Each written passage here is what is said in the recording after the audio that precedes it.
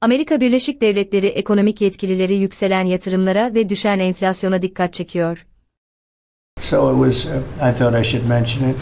Could I ask Scott Bessett, we have so many things happening, could I ask you to maybe say a few words, please?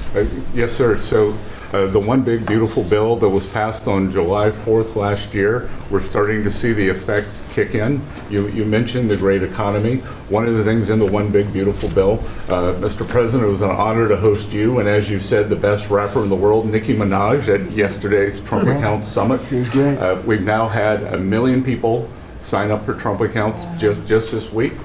We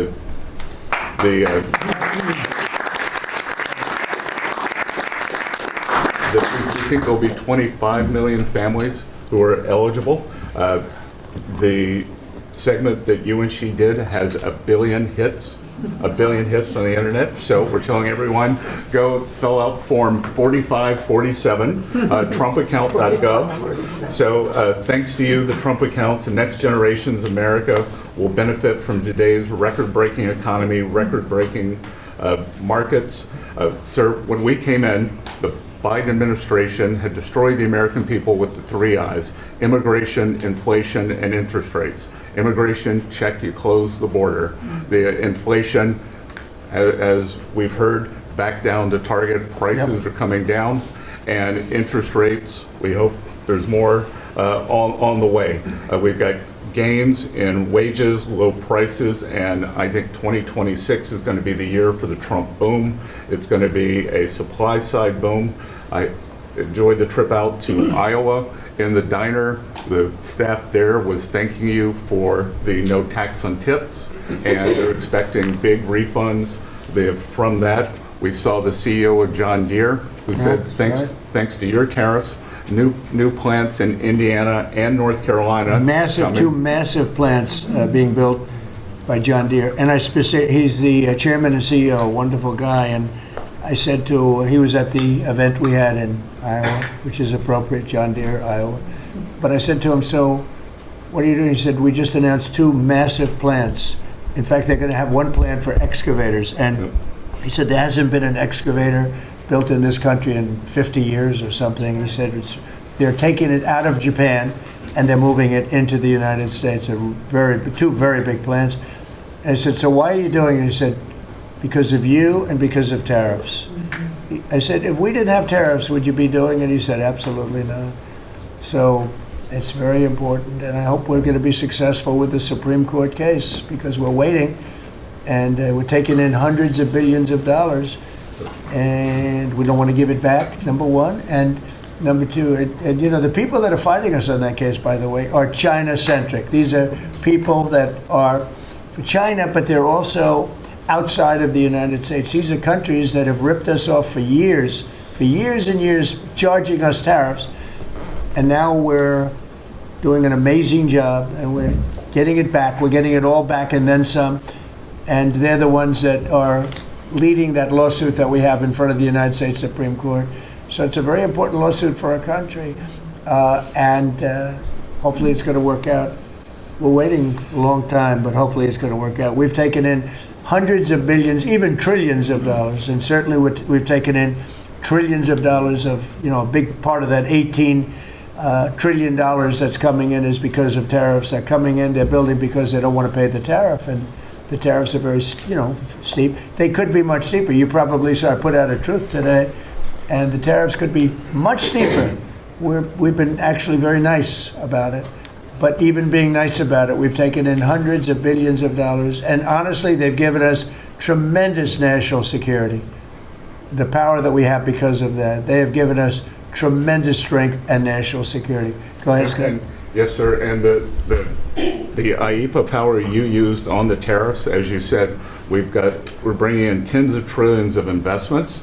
The tens of trillions of investments turns into factories construction, which turns into factory jobs, which turns into consumer spending. You've right-sized the government, so government employment is down, private sector is up. Growth was a stunning 4.7, 4.8% in the past 2 quarters, biggest back-to-back gains in a decade.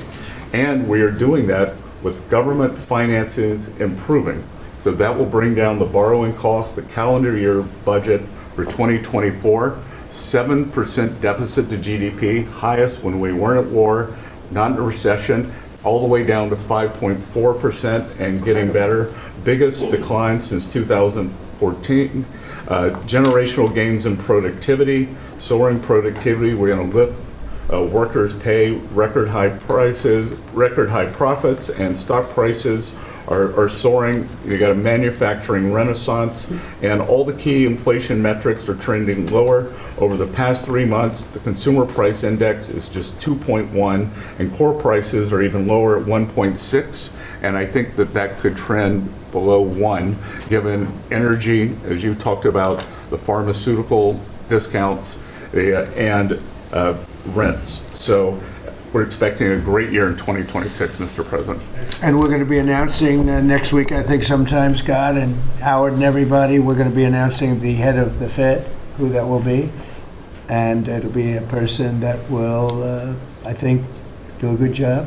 We're paying far too much interest in the Fed. The Fed rate's too high, unacceptably high. We should have the lowest, and I think you read my statement today. I put out a statement before the meeting, but we should have the lowest interest rate anywhere in the world, because a lot of these countries are successful only because of us, because we allow them to have surpluses. And without surpluses, some of the countries that you most respect financially, that you say, oh, this one, that one, this one, that one, they're successful because we allow them to have surpluses. And we could easily stop that with the powers that we have, but we don't. We took some of it, but we took really just a small portion of it compared to what we could take if we wanted to. We should have the lowest interest rate anywhere in the world. They should be 2 points and even 3 points lower. And if it was, each point is the equivalent of, I would say, $500 billion. So if you got 2 points low, you have $1 trillion in saving, and it's almost, if you call it just a paper expense. You can do it with a pencil. It's not cutting. It's not saying we have to get rid of jobs, or it's just like literally so easy to do. But we have a guy that doesn't want to do it because he's, I think he's politically biased. I really do. I believe he's politically biased because most smart people say it's not even a question. Bu web sitesi, İngilizce okuma ve dinleme becerilerinizi geliştirmenize yardımcı olabilir. Yapay zeka, cümleleri daha kısa ve anlaşılır ifadelere ayırır. Oynatma aracıyla hızı ayarlayabilir, duraklatabilir veya geri alabilirsiniz. Site, 20 dilde çeviri desteği sunarak öğrenmeyi kolaylaştırır. Tarayıcınıza enknest.com yazmanız yeterli, hemen deneyin.